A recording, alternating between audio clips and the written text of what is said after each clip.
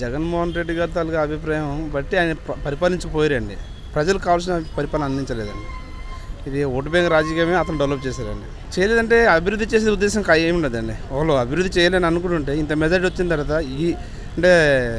ఈ యుగంలో golden ages తాలూకా పరిపాలన తీసుకురావాలండి. అంటే సత్యయుగం తాలూకా పాలన తీసుకురావాలి అంత సపోర్ట్ ఉన్నప్పుడు. మరి ఏం చేశారు మరి? అసలు రాష్ట్రము ఎన్ని రకాల లోటు బడ్జెట్తో మన స్టేట్ డివైడ్ అయిందో మనకు తెలుసు.